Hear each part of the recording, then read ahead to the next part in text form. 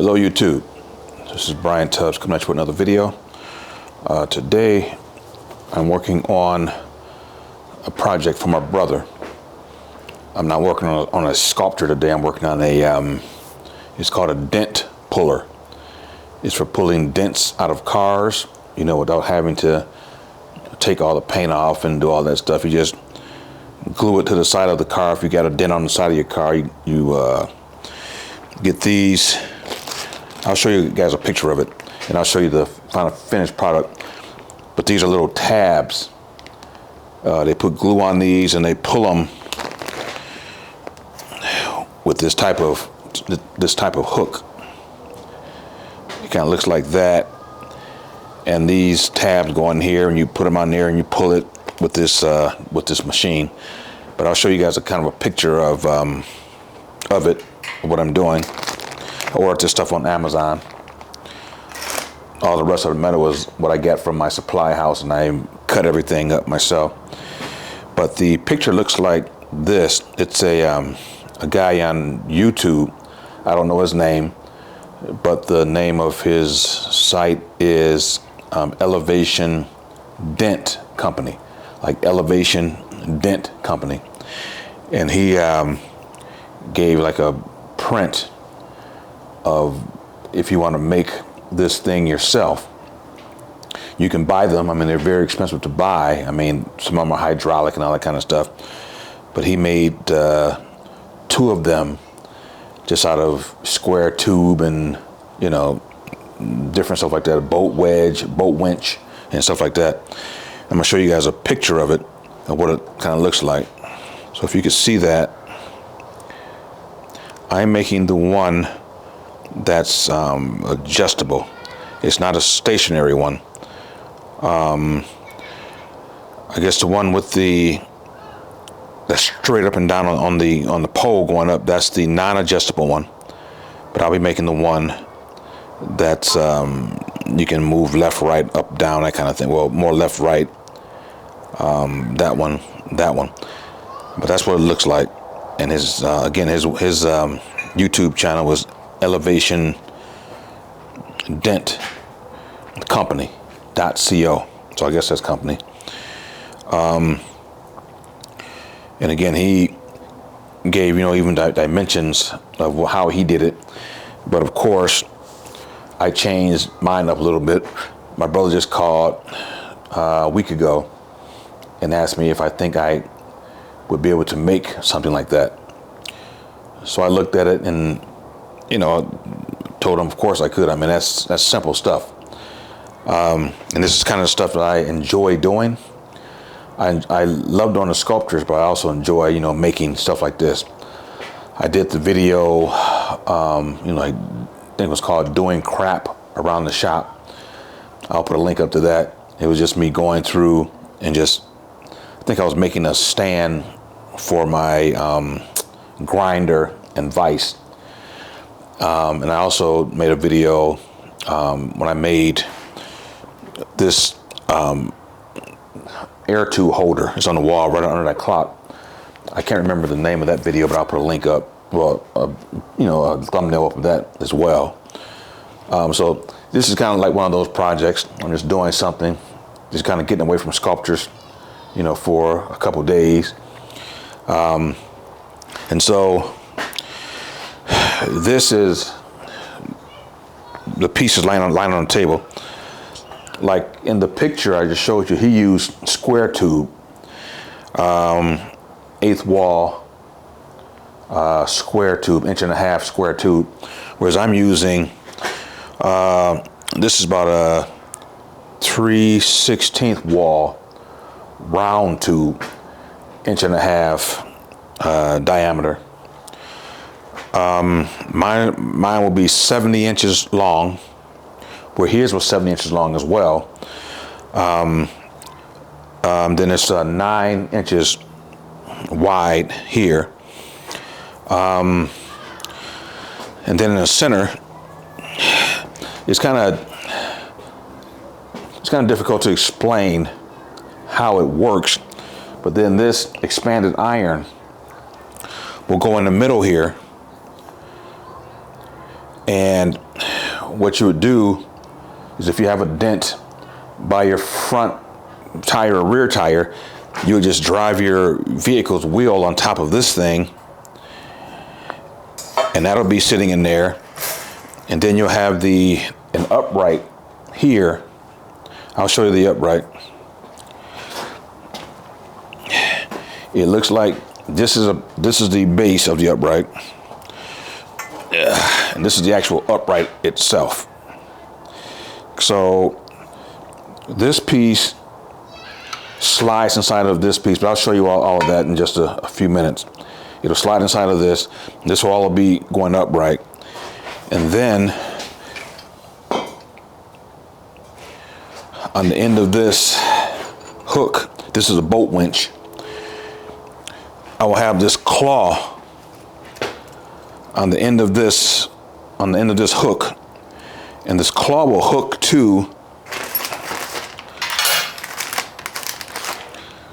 these glue tabs, and these will be glued to the car again. And once the hot glue sets, you'll just take this and you'll rotate it, and it'll take the dent and just start pulling the dent out. And then you have to get your body hammers and knock the crown out and all that kind of stuff. But I'm not really concerned about that. I'm just concerned about getting this contraption, up and running for him. They have all my brothers have classic cars. One of them has 77 Trans Am. It's a race car. He has a Corvette. My other brother has a Corvette. Gosh, I can't remember what else he has. My younger brother has a 71 Lincoln Continental. Beautiful car. He also has a Mustang that's for the strip. He's rebuilding the engine, and it has roll cage, parachute, all of the stuff. And then my other brother has a 72 or 3 Dodge Charger, 73 Plymouth Fury Sport Coupe. Gosh, he has so many cars. There's a ton of cars, but they all work on cars. So, but this is for pulling dents. We'll even have it set up where you can pull the dents out of the old, older cars that had a little bit thicker metal on them. So the project, I'm not sure, I guess I'll just call it dent puller. And this is they call it truss rod, but it's actually what they use in construction when they're doing electrical work, when they hang lights from this. I'll let you guys see it. It's an open channel. This has a bunch of holes on the back side of it.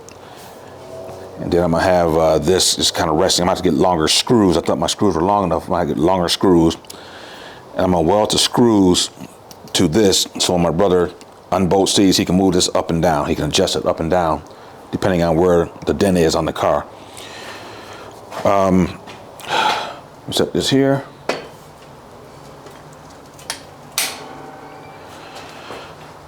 And so this is the project. Again, it's very simple compared to what I normally do, and I enjoy doing it because it's simple, but yet you really have to think your way through as far as like stress points, because that winch will stand up to 1,000 pounds of force. So when I have the upright here, it has to be able to withstand that kind of stress. And I'm sure it's not going to be 1,000 pounds of force on a door panel, or door panel or side panel, but you just never know what they're going to do when they get this thing. And so I don't want them calling me saying that a weld broke because they put a lot of stress on it.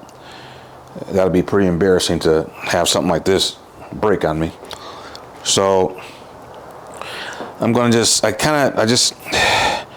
and what I'm doing is on the front. I consider this the front. I guess that portion down there will be like under the car tire or under the car. And this expanded iron is going to be lying in here like that. I'll have it somewhere in that position down there. And what that is for is if, okay, say for example the dent is over a rear quarter panel. They can drive the car right up on this thing. It'll be right between these two dome pipes here. So the tire will be here. It'll sit on that dome pipe. They can, you know, pull the dent out with this thing. It's not going to move because it's under the tire. If it's on the front fender, they'll just put the front tire on it. If the tires are on there, put the tire on there, and they can move and pull a dent out of the front fender. But now if it's in the middle on one of the doors somewhere, you can't leave it under the tire to get to that dent. You will take this, move it to the center of the car, take your floor jack, rest it on this expanded iron, then you can jack the car up, and the jack will be resting on this expanded iron, and that will keep this from sliding once they start putting force on it. That will keep it, you know, from moving. So it's interesting, you know, how the guy came with the idea. But they also, like I say, make hydraulic ones. You see them on Amazon, but they look pretty chintzy. I wouldn't even put anything out there like that, because I was reading the reviews on the one on Amazon. People were saying that it was bending when they tried to, you know, pull the dent. The whole contraption was kind of like bending because the metal was so cheap. So I wouldn't put my name on anything like that. So the way I'm doing it is I coped some square tube. This is 1.5 inch square by 1/8 inch wall, and I just coped it so it would. Let me grab one of these pipes here.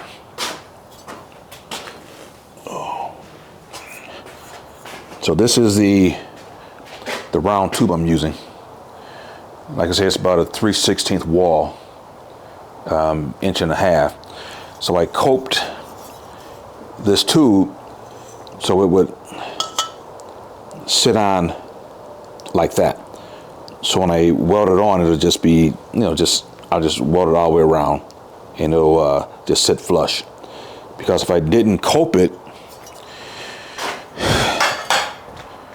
it would look. This is the same square 1.5 inch tube. It would sit like this. You have the big gaps on each side, and it'll be almost impossible to weld it unless you put big globs of weld on. So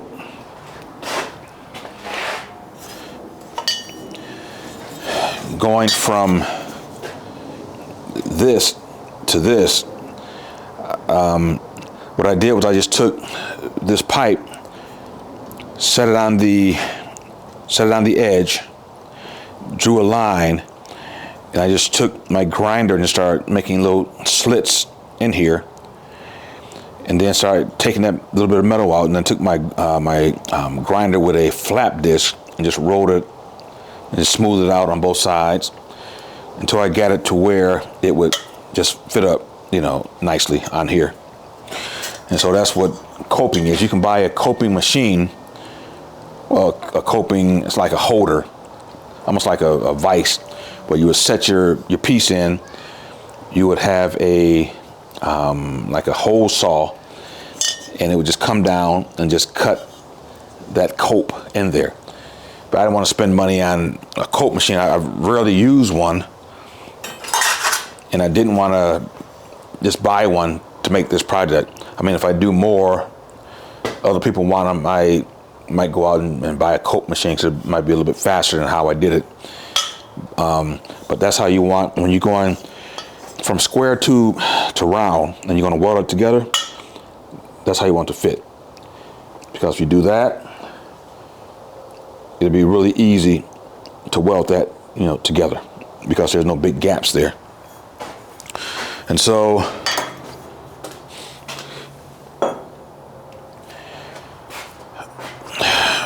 again, this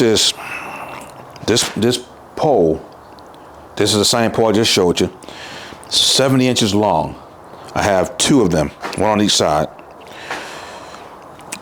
This coped piece from that inner section right here to the intersection here is 9 inches.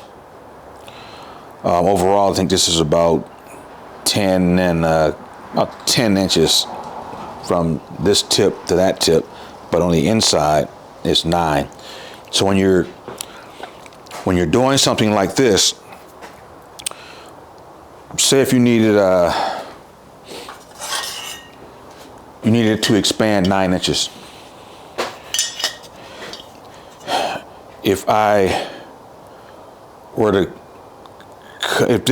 say if these were square tubes, I would just cut this tube to 9 inches and just slide it between the square tubes, and I would have my 9-inch opening in there. But when you're coping, it takes a little bit more thinking, because had I cut my tubes to 9 inches and then made the cope cut, I would have been down to 8 inches on this. Now I just wasted metal, and if I don't have any more metal, you know, in the shop, I'll have to run out and buy some more if the place is still open. If not, you have to sit there overnight and wait until the place opens the next morning so you can go get more metal. But you have to think your way through it, because I hadn't coped like this in a while, and so I went and bought a piece of 1.5 inch square. I think it was by like 29, something like that. And not thinking, I said, okay, that's enough. That'll get me, because I need 9 times. I have, what it is, I have 2 of these up here, and I have 1 on the base. So I said, okay, I need 9 3 times, 27 inches. So I have 29.5 inches, so I'm good. That'll be enough. But when I got it and coped the first piece, I'm glad I didn't cut them all, you know, before I did the first one. I cut the first one, and then I measured for the second one, and I attempted to measure for the third one, but I didn't have enough material. I was short.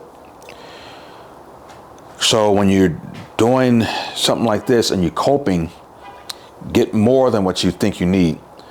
Like, again, if you have 9 inches, you think you need 9 inches, get more.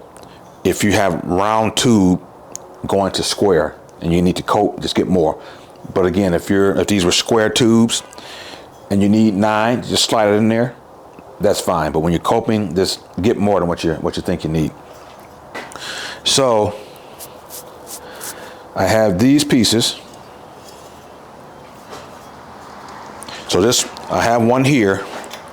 I have my stops here. So what I do now is just take this piece, I'm going to set it in here, because these pieces are going to butt up together, because they're going to hold the upright tower will be resting on these 2 pieces. And again, down there I just have the 1. And then to hold the upright,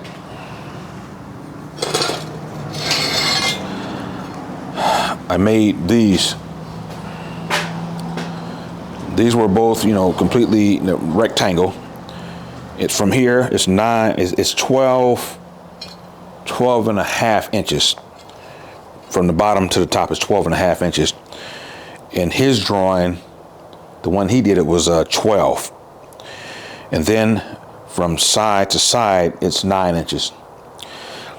And the way this one is built, I'm going to have, it'll be 1, 2, 3, 4, 5. 5 positions on each side. I think the one in his drawing, he had 1, 2, 3. He had 2 positions on this side, 2 positions on this side, and 1 position going up. But I have 1 going up and 4 positions on each side. Well, you can see my holes. They look a look kind of weird. And you see all these lines in here. I'll explain the lines in a minute. But the way I did mine is the lower portion of that upright will be resting here. I have a 1/2 inch bolt going through here. And then this will be the vertical position. I have a bolt going through here. You can remove the 1/2 inch bolt up here, rotate it to this point. If that won't get you to where you need to be, you can rotate it to this point, that point, that point. So as opposed to it just being vertical here, if you need to rotate it, it can rotate here, here, here, and here. Both sides. That's how I designed mine. Mine is different from his, but again, I just took the idea from him because he gave it to anybody that wants to do it, and I just kind of did it my own way.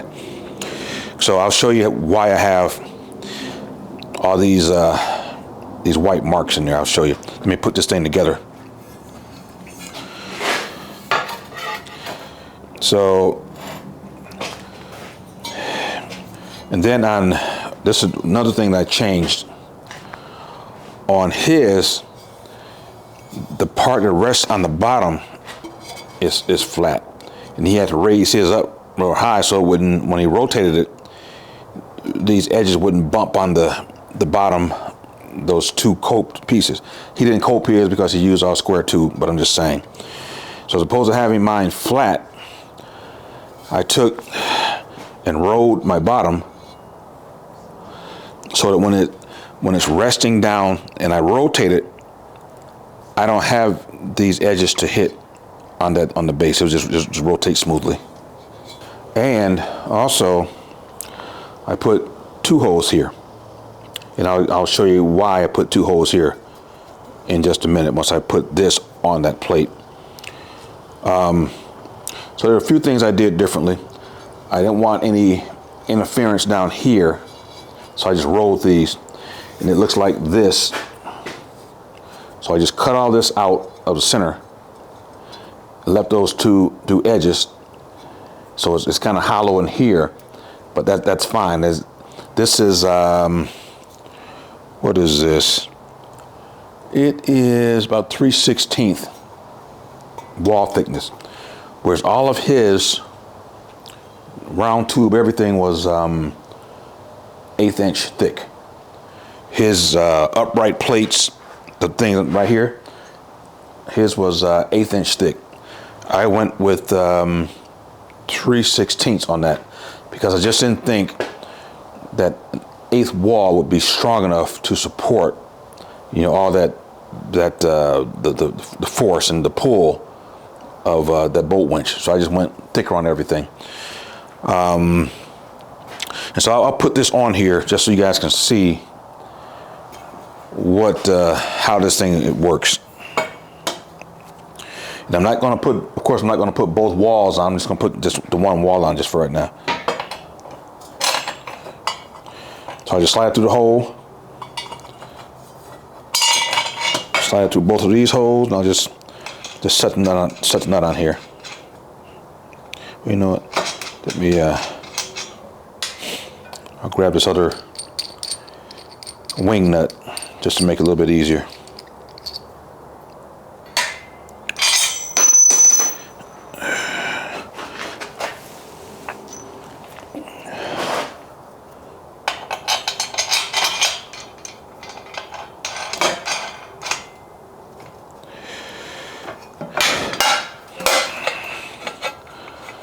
Okay, now just letting you guys see, but I'll kind of put the other wall on so you can see that and that kind of thing. But before I drill my holes, I put this on here I put it on here, and I went, you know, of course, the first one I did was straight up, vertical up. Then, now this was square. I just cut these edges, I just rolled the edges. It was just, you know, just sharp. I said, okay, it's vertical here. If that won't locate the dent, I'll move it over. Where is it? To this position. If that doesn't work, I'll move it to this position. And then I can move it down to this position.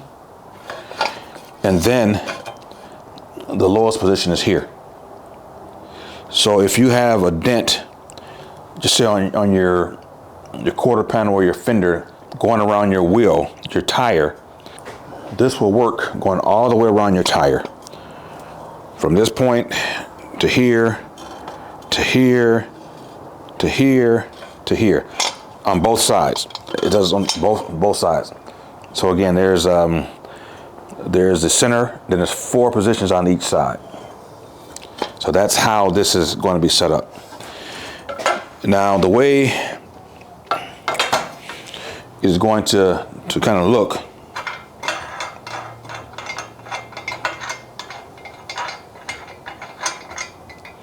let me say one more thing.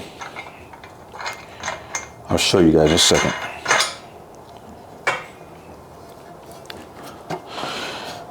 The reason there are 2 holes here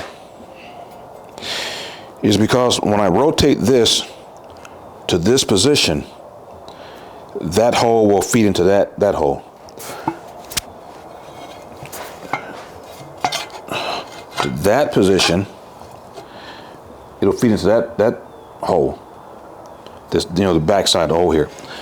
But when I get down low and I rotate it out, this hole extends past the plate. So what I do is I drilled a second hole so to catch the lower 2 holes. And that's why there's 2 holes here.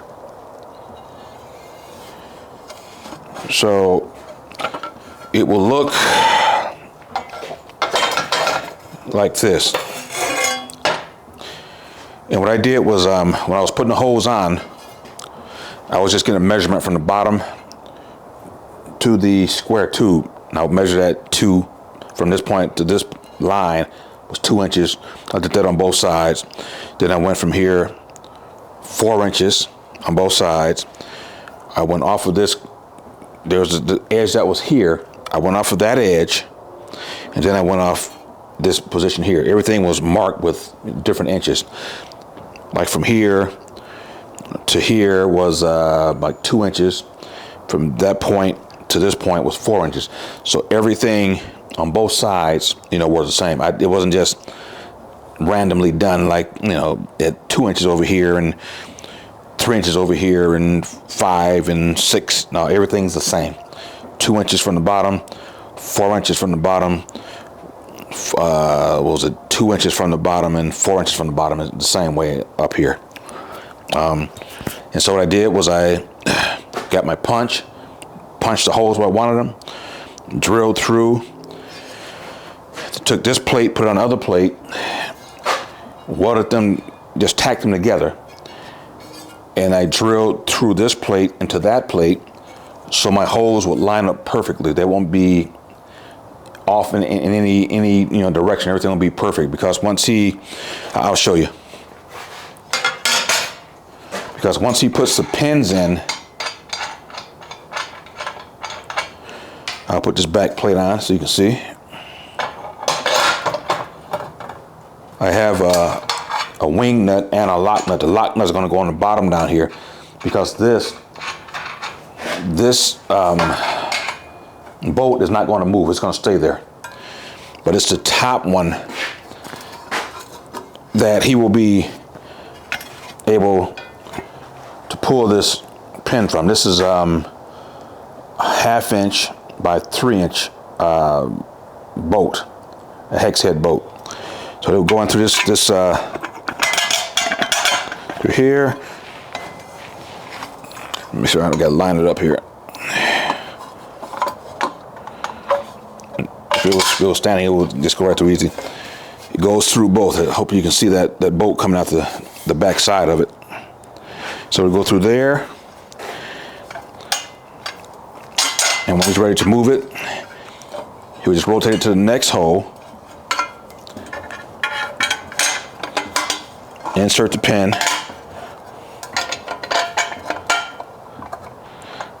If I can find it. And out the back side. So that's how it would be set up. I mean, it's lined up perfectly. I just have to. It's just uneven in my hand. And so it'll just. So whenever he wants to rotate it, he'll just pull the pin out, slide it back in, put the lock washer on the back, and once he tighten it down with the lock washer, it'll keep any sway out of that tower, because he's working with the back tower and the front tower together at the same time. I was going to use a trailer hitch pin where you can just slide it in there into one of the holes just to keep the upright from moving. But I said that probably wouldn't be enough. It wouldn't be rigid enough, because that front plate could kind of flex a little bit from the back plate, because that pin is not keeping the two pieces clamped together. So that's why I decided to go with just a 1/2 inch by 3 inch bolt with a wing nut. You can just put that on there and just snug it up a little bit, and that way that upright is not going to move forward or back. So let me do one more thing, just so you guys can kind of see a little bit better of how this thing works or looks. So this is going to be welded here.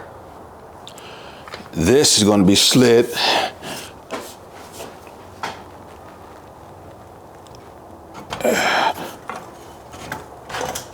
inside of here,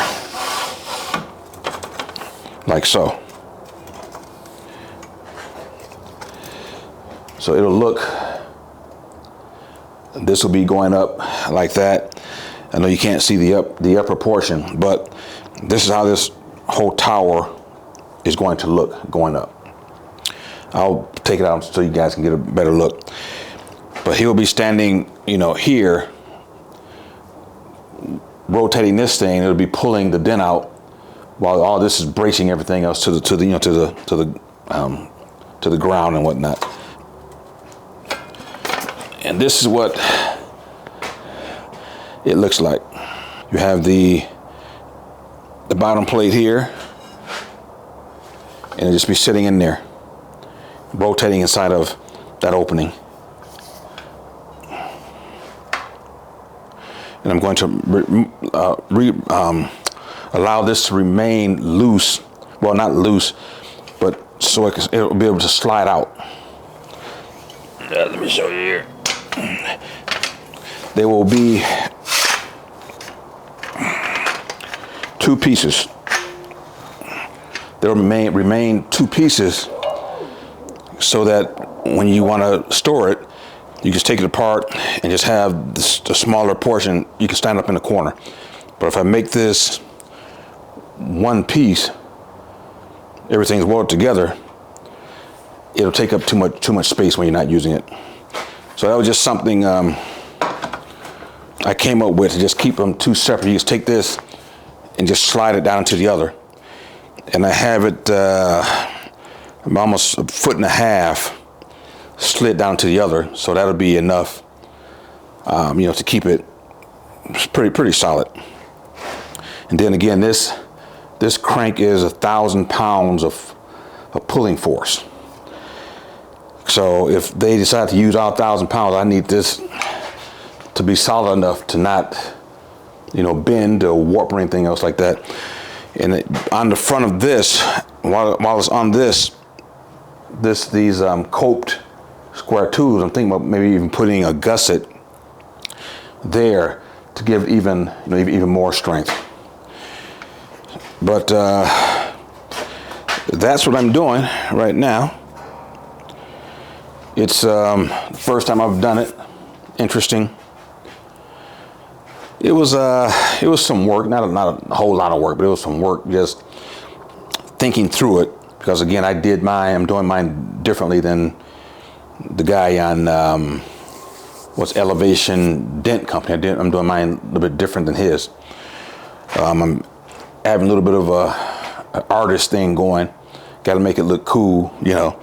So I'm thinking about even putting his name on it somewhere, like doing a nameplate or something, just something different. He does a lot for other people, so I'm just doing something for him. He said he'll pay me, but I'll probably just do it, you know, for nothing. I might have him just pay me, you know, for the metal. Maybe not. Maybe just write it off. It doesn't matter. Not a big deal. And so, wow, this thing is heavy. And so where I'm at right now is I'm gonna get this kind of rolled together and get it braced up and just start put some tacks on here. So what I'll do is I'll get you guys in a little bit closer so you can see, you know, what I'm doing. And let me just show you one thing here while I'm thinking about it. It's kind of hard to describe it, but it's probably more difficult to understand what I'm saying without seeing it. So let me see here.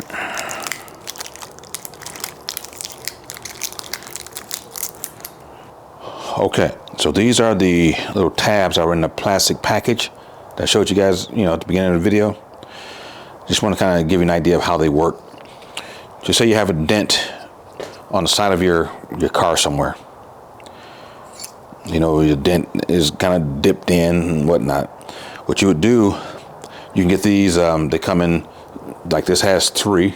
You get them in 2, come in 6 or 7, just different sizes in that pack, just depends on the length of your dent. You would put this, you would put hot glue, there's a special hot glue that you would put on this. You would clean the car with alcohol, take it like a hair dryer or heat gun, and just kind of heat the car just a little bit where the dent is. Because remember, there's still paint there. This is called paintless dent removal. These are paintless dent removing tools. So if you don't want to have your car painted after you put a dent out, there's a special way to do it. So you would clean the car with alcohol, make sure there's no dirt or anything on there, or wax or whatever. You would put hot glue on here. You would stick this to the car, and you would, you know, give it a few minutes to let the glue solidify. Then this is stuck to your car. You would take this metal rod, slide it through these holes on here. You take these claws, hook it onto the metal rod. These claws would be hooked to that cable coming out the bolt winch. So when I wind the bolt winch, or whomever, when they wind the bolt winch, it's going to put a lot of force on this whole thing here. And what this is going to do is start pulling the dent out. They're going to keep pulling. You could have one person, you know, winding the holes. You can have another person with a body hammer like this, just tapping around that dent. Because whenever there's a dent, the metal has expanded. It's not just the dent is not just pushed in, but metal is also pushed out around the dent. So one person could be tapping that dent while the other person is pulling it, and they're trying to shrink the metal as they're like kind of pulling it out. I don't know all the detail with that. I'm more like the conventional, but this is not new, but it's getting more popular, you know, over time. So they're, you know, tapping, they're pulling until that dent, you know, comes back out, you know, fairly even. And then there are other tools after they get it to that point. You know, the hammers, they can go from the backside with these little picks. There are different things you can do with it. Then after that, if it's fine, the paint didn't crack or, you know, chip or anything like that, you know, they'll kind of buff it up, maybe put a little wax on it, and you're good to go. So that's how this thing works. It just pulls the dent. Like I said, they make hydraulic ones, but those are pretty expensive. And so I'm just making this one, you know, just with a 1,000-pound winch. If we wanted to go stronger than that, I would just get a stronger winch, and I might even go with the thicker truss rod, or find a way to just kind of brace that one up even better. So that's what all this stuff is. I don't want you guys to have seen it but not know what it is. So dentless or paintless dent repair is what this is. All right. So I'll move this aside.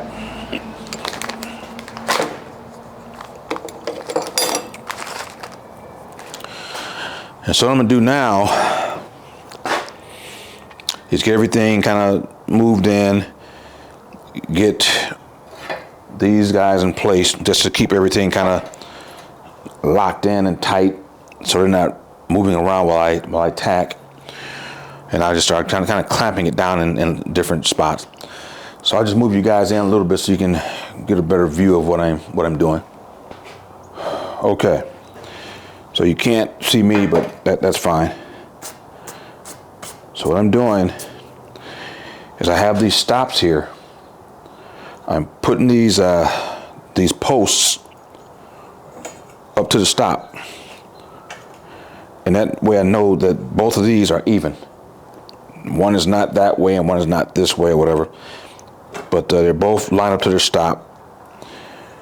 And what I'll do now is take one of these uprights and put it about here. And I'll take the bolt that I made.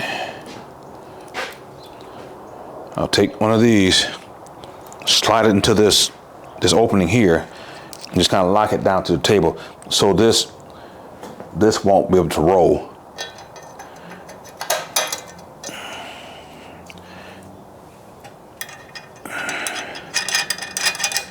These uprights are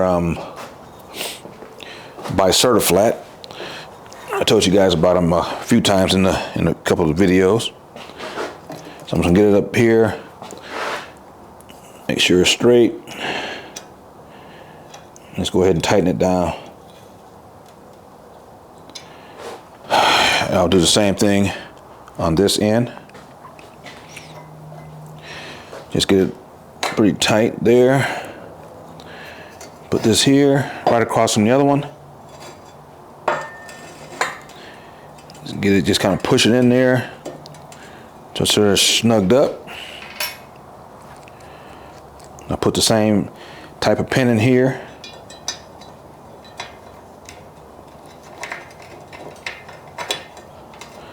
Push it up tight and put the nut on. They make some of these where you just take it, slide it in there, and just take your hand up top and just tighten it up. But I don't want to spend, you know, $80 or whatever the heck it is for one of these or two of these or whatever.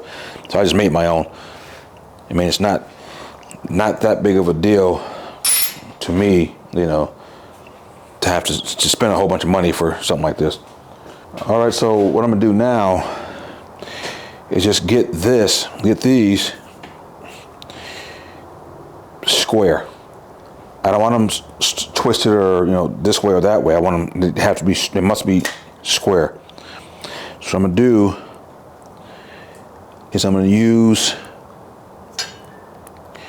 the holes in the table to line up with the front edge of this piece.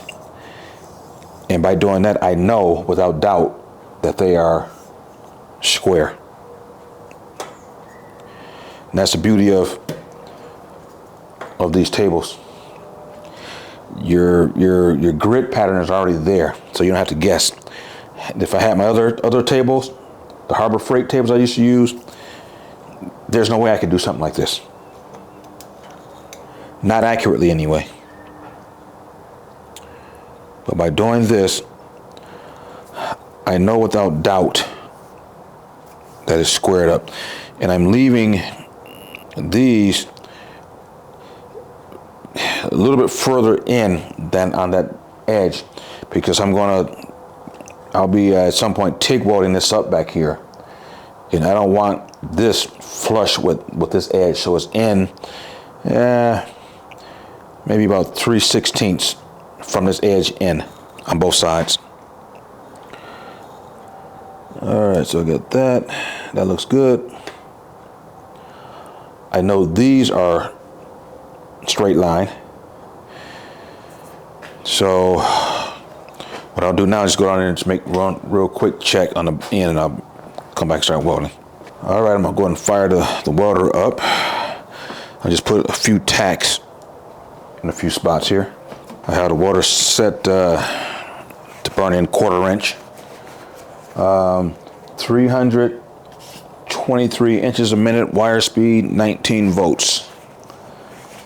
I'm running 2575 on a gas, 0.035 MIG wire. So let me go ahead and get a ground on here.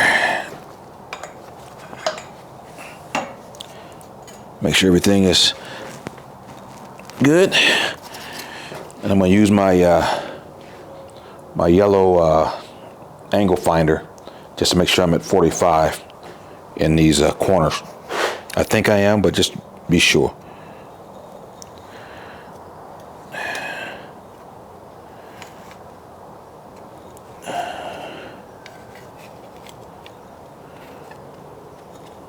Yep, looks pretty good. So what I'm going to do now is just get a clamp and just clamp this down just a little bit.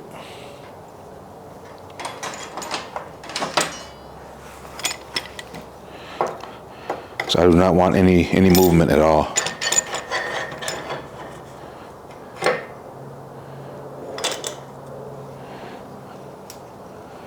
And again, that's the beauty of a fixture table. It's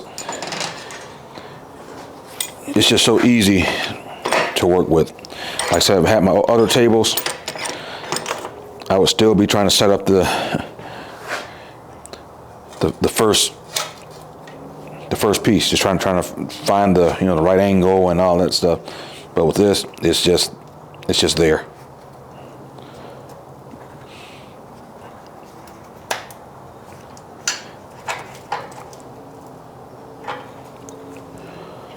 So if you guys can get yourself a good fixture table, that would be a great idea. I'm gonna take these side stops and just put them here just to keep this from moving too much.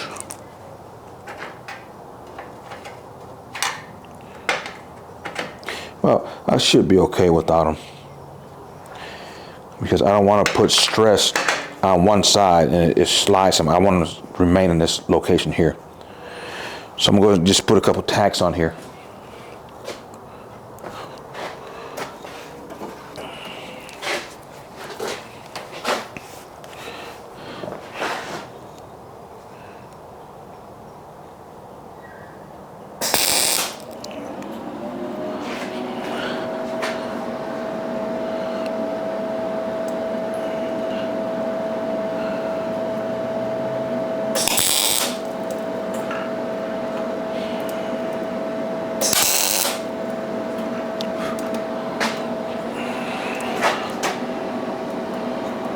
Looks good so far.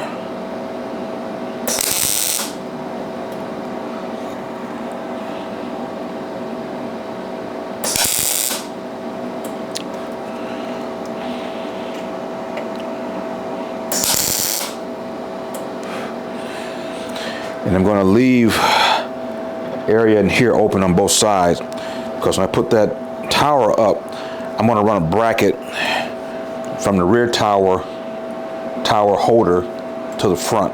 Just some added support, so that tower won't spread when it's being pulled forward. Just a couple things to think about. Now I'll weld inside of here, but not in those outer areas.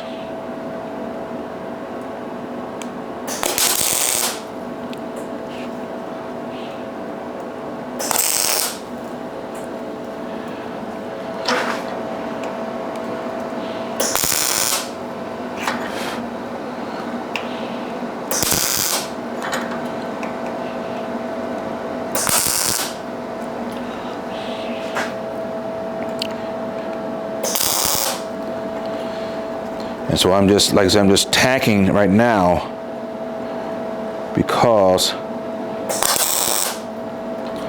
I'm gonna take this whole thing and flip it over. I gotta do whatever I'm doing up here, I gotta do it on the back side, on the underside too.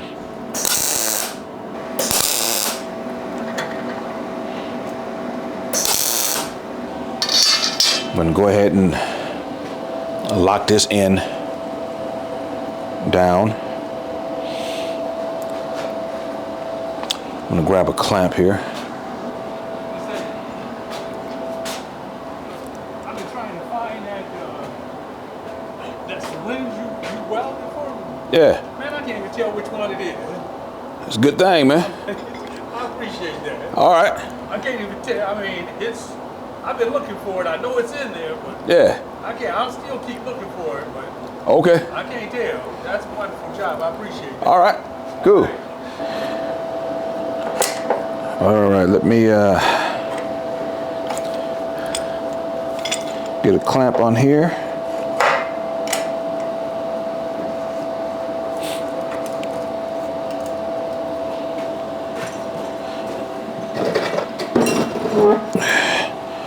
Just get a few tacks in this area. All right, here we go.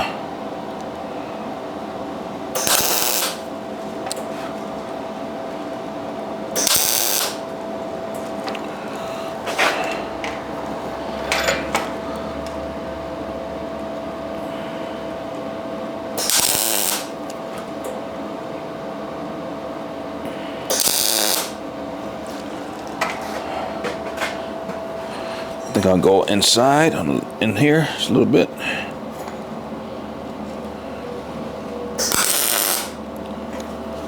Just to keep it from moving when I get ready to flip it over.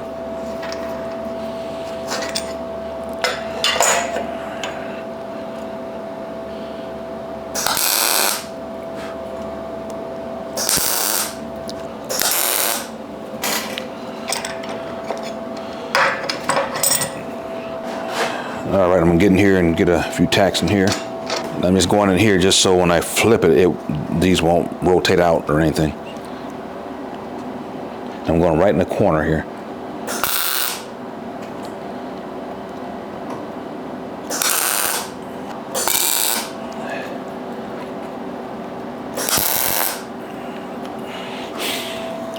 All right. And so that's that side. And I'm gonna go ahead and just rotate it over, because I don't want just pulling.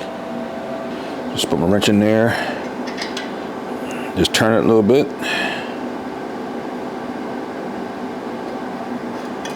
And that loosens it. And I really don't have to remove the whole bolt, I just slide it back. Do the same thing over here. Just slide it back.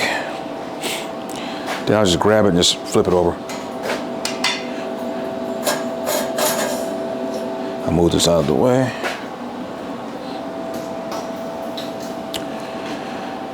I'm going to put a little mark on this top side. And just put a little T for top. Then I just grab it.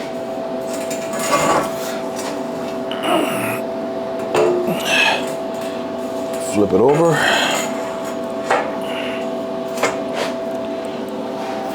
Make sure there's nothing like under it.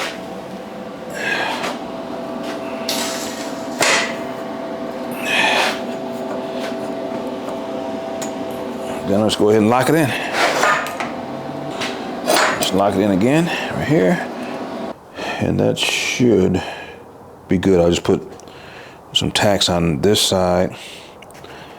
Because what I'm going to do is weld it from under here in that seam. And I'll have to grind that down because this will be on the floor and I don't want any raised areas. So I'll do that. So I'll just run some tacks.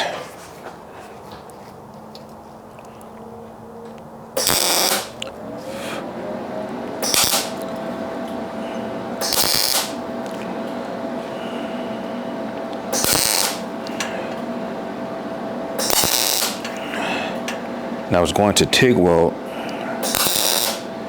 everything, but I just said, nah, I'll just go ahead and just make it up nice.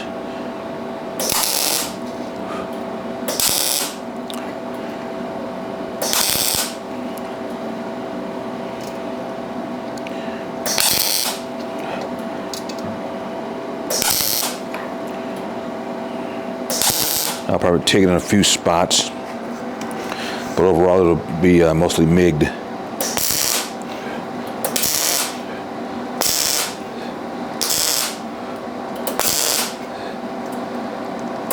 And I don't think I need to weld the entire seam. I'll just put tacks down the seam.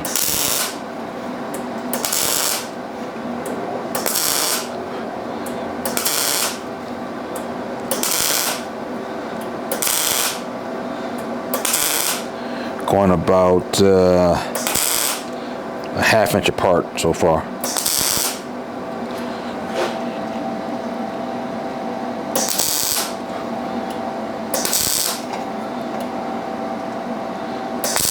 Then let's go between those, tighten it up a little bit.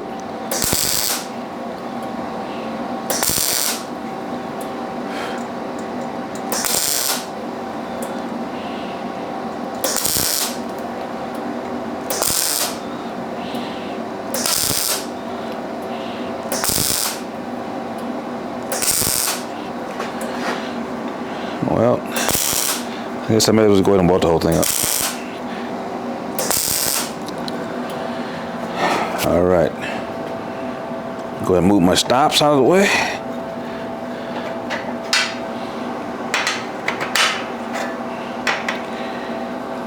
And go ahead and weld through this section here.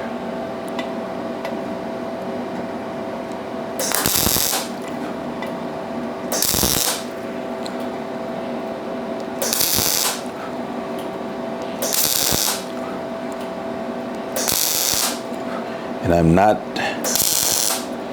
cold welding or whatever they call that mess. Well, each of these are burning in. This pipe has oil inside and it's burning out. So it lets me know that I'm getting penetrating.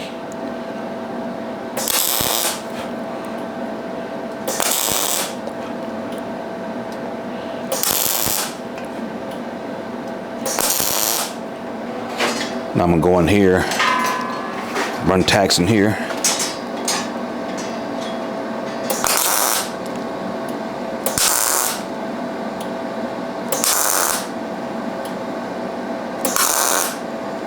I'm just trying to just make everything as solid as possible.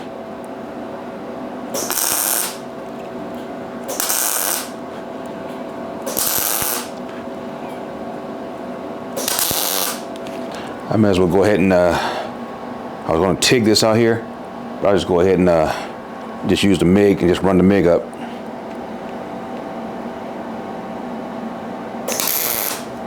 Just staying right in that corner.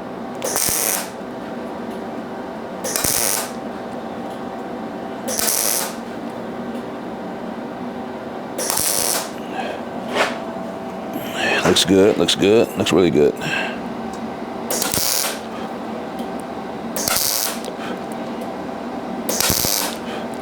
And with this, I'll just take the grinder and just smooth that down and down there on the far end. All right, here we go. Cut this wire a little bit, sticking out. A little bit too much stick out.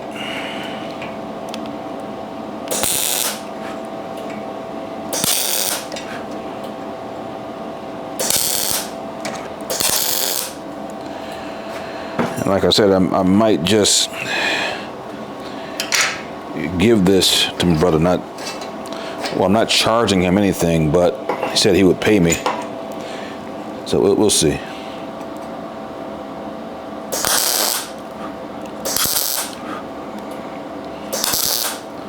I'm just setting the welder right in the corner.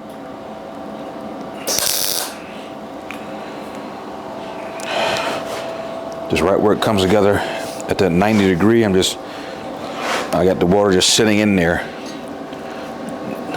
and just pulling the trigger. It's looking good.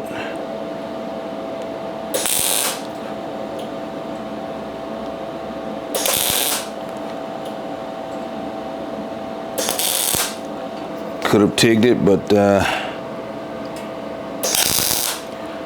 figure something like this, I'll just go ahead and make it up. Just makes the MIG welds look good,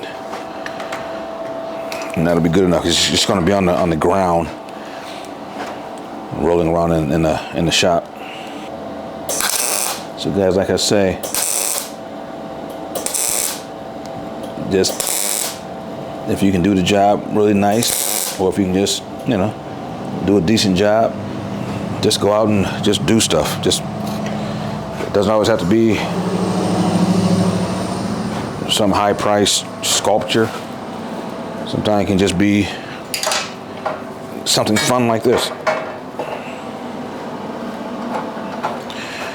Let me get my grinder, and I'm just going to grind it down a little bit. I have my face shield on.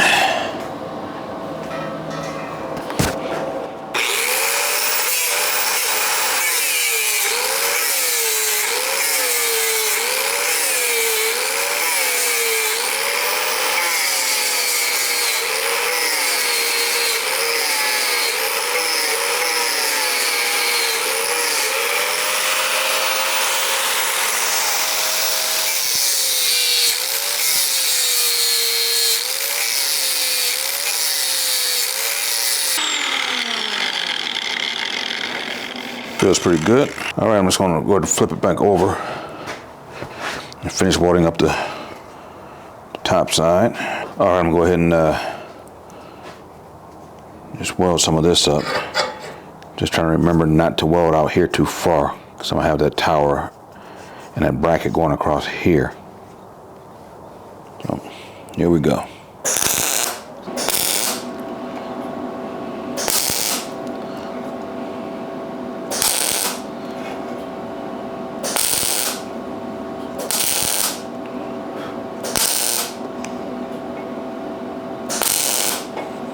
I'm just trying to burn it as hot as I can without burning through.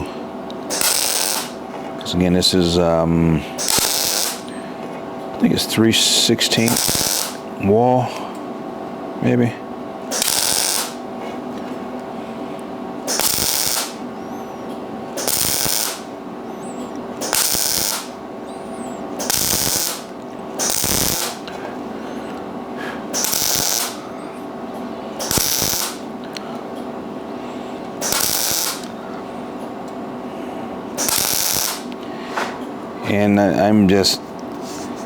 And I don't do it anymore, but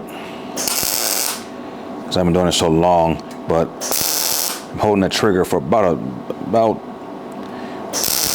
a second, close to a second, like 1001, 1001, 1001. So I'm not just zip, zip, zip. I'm actually burning it in. One more right here. You can see it just melting in. Make this look pretty.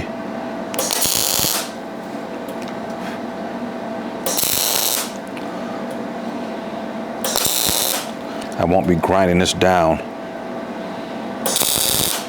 Like I said, this is going to be the part I was going to TIG, but I just don't think it's necessary.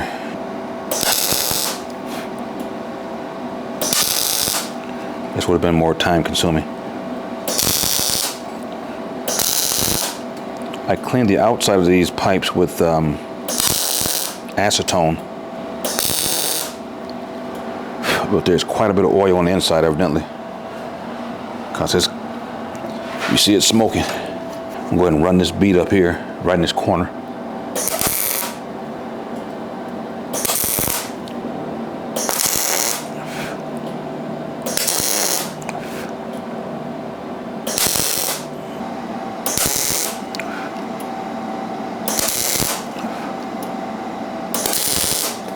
Not too bad. Let's get my grinder and just kind of knock some of this down, because that tower plate will be sitting right along here. And if you get one of these tables, the best thing to do is spray some weld spatter preventer on the table. I just didn't do it today. That's all right. Let's get my grinder, just kind of touch this up just a little bit, just knock some of that off of there.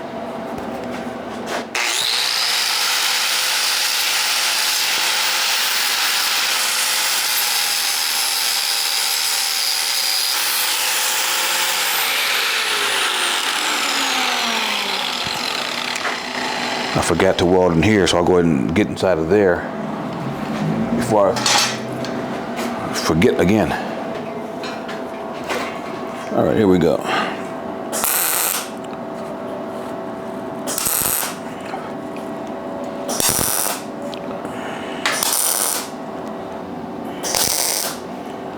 All right, now for this side, it's just trial and error, guys. I haven't done this before, but it's fun.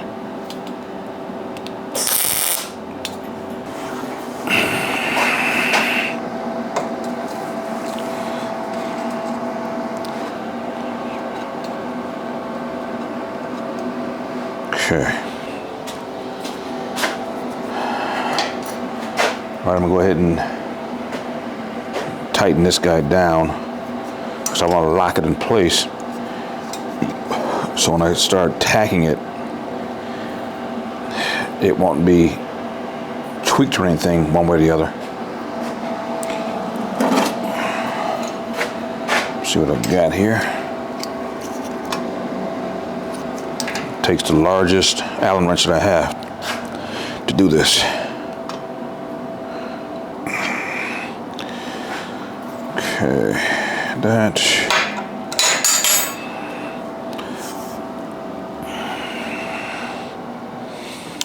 Just want to make sure it's vertical, not leaning some crazy direction. Then make sure it's fairly even on both sides. I think I'm gonna weld it right on that. There's a lip right there. I'm gonna weld right between this piece and that lip, right on there. Because I'm gonna use this back wall to help give it some support, as opposed to just have it sitting flat on top of this. I'm gonna just weld it right in this, kind of in the seam here. That should help kind of pull it back with this wall. Because on the one that doesn't rotate, the one that's straight up in this picture, they have this little plate back here holding it to the outer wall. I think I'll change mine up a little bit. I think I'm gonna leave a little bit of room in here for a gusset, I'm thinking. Okay, so I'm trying to decide now if I should run my gussets on the front or on the back.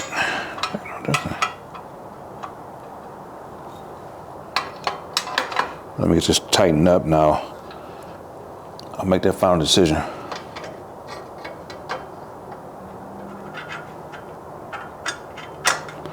I'm cranking these down pretty good because I want them to be in their position when I get it all welded up. I don't want it to be loose in there. I want it to be tight, nice and tight. Between here I'm talking about. I don't want a gap. So if I weld it with a gap in here and I try and tighten this down, it won't tighten. It always have play in there. I don't want the play. All right, so I'm just deciding if I want to just run a gusset on the backside. Maybe just on these two corners here, I run a gusset. Maybe here and here. Trying to think here. I was gonna put it on the front, but that's not gonna do me much good the way this is set up. But I don't want to gusset like the guy having his video where it's just coming up, just a plate extending up. I'm gonna make probably a triangle style gusset to come from the upper wall here and meet that lip on the bottom down here. Just something a little different. Just trying to make sure I get both sides lined up before I tack it. This is the fun part, guys, when it comes to building new stuff. Okay, that's inch and I'll call it an inch and 5/8 over here. About an inch 3/8 over here. So I'm gonna take it about to an inch and a half. Trying to get it kind of pretty much even on both sides, as much as I can anyway.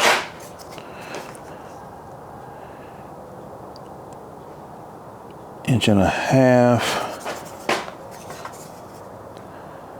Inch and a half. That's pretty good right there. I'm just trying to think. I'm gonna have the force is gonna be pulling it, trying to pull it this way. So I figure if I put a gusset here, it'll help tie this plate down to the square tube. So I think I'll just do it like that. So I'll just run a bead through here up to a point. Then I'm gonna still put those little plates. I think so. When I'm gonna put the plates on the side here, running through. Maybe. But what I am going to do is just I'm leaving a little lip here, probably about 1/8 of an inch, so I can run that bead right into that seam up there. I'm just going to tack everything up and just kind of do it like that. I'll move the camera in so you guys can just kind of see what I'm doing a little bit here. Look closer. Now I'm just going to see if this agrees with this as far as straightness. I can slightly leaning forward.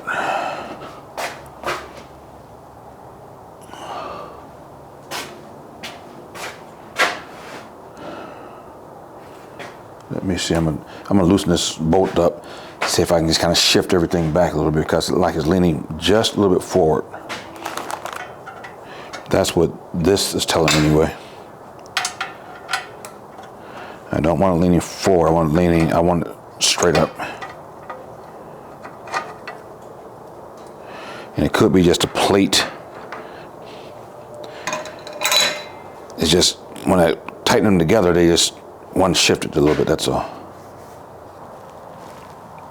I think what I'll do is I'm gonna run a couple tacks back here. Then I'll get it where it should be, and then I'll finish welding it. It's just leaning forward just slightly. Just ever so slightly. It has a forward lean. Let me make sure I'm still at 1.5 inches. Yep. Let's put a couple tacks here.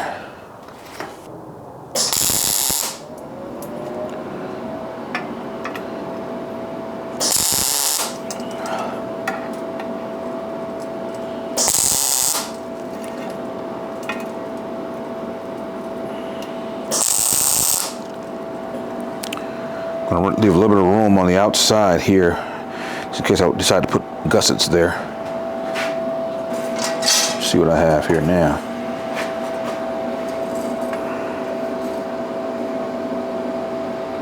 I'm gonna loosen these the bolts up and see if I can kind of move it around a little bit. So I must have these. Everything just square, because if it's not square, the pins won't go through properly. So let me just see something here.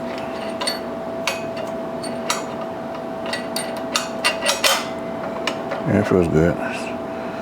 Not too bad. But what I am seeing is this front wall depends a lot on that rear wall. I can just see that just the way it's moving when I take the bolts off. Even though I know it's loose, it's just depending on that back wall. So, oh, that looks good. That's the right position now. Go ahead and put a couple tacks here.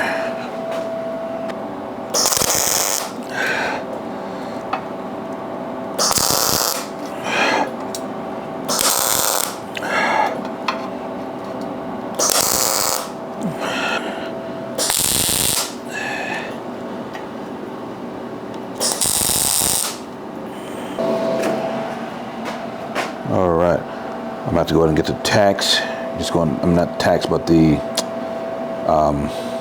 put little brackets here, and we'll just kind of, I'll probably TIG those on, going from this plate up on both sides.